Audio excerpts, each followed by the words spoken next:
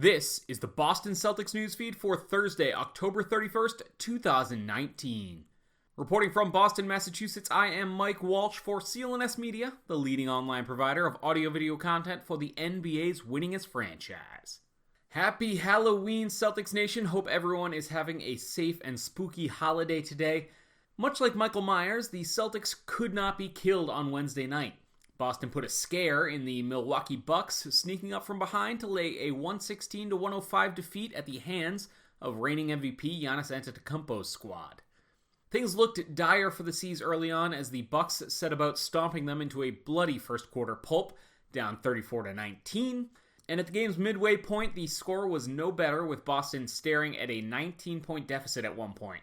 But the Celtics came out with renewed effort after halftime and spent the third quarter slicing and dicing that deficit until Kemba Walker, he drove in for a quick layup off a made Kyle Korver 3, which keyed a 13-0 Boston run and closed out the frame. Walker was the ignition point to a T as he backed up that layup with 5 straight free throws before Jayson Tatum took over and banged home a pair of triples in the final minute to give the hosts an 80-76 lead through 3 quarters.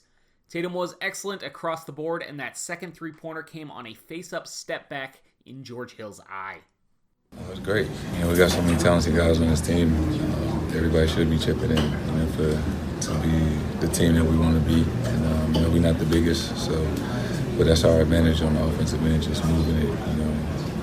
So versatile, with our speed, and use it to our advantage. That was Tatum speaking after last night's game. You can get the full audio and video of Tatum, Gordon Hayward, and Coach Brad Stevens on our YouTube page at youtube.com/CLNSmedia. Another run in the fourth turned an 83-80 Celtics lead into an 11-point advantage that the team just never really gave ground on.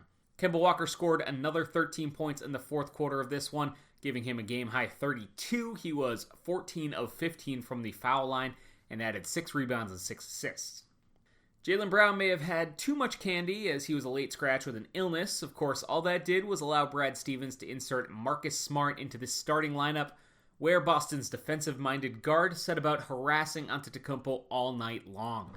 Smart played 39 minutes and finished with 19 points and 6 assists, providing that 3-and-D with 5 of 11 from downtown. He was also tied up with Giannis on more than one occasion. Boston had no trouble covering the +2 that they were getting tonight, and if you put down some cabbage on the game, hope you did so with our friends at betonline.ag. With the NBA season underway, betonline.ag and CLNS Media are giving you an extra 50% added on to your sports betting bankroll when you go to betonline.ag. Use the code CLNS50. Best part is the bonus added on to your balance within seconds. Please support the Boston Celtics newsfeed by going to betonline.ag and using the code CLNS50. Please see betonline.ag's general rules for additional terms and conditions.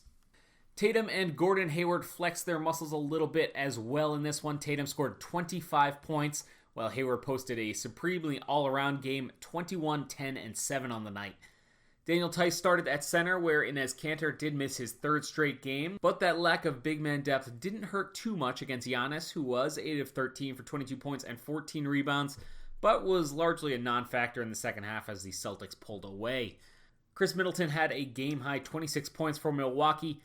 Boston is off today, but we'll get back at it tomorrow night against the New York Knicks at home, that one at 7:30 p.m.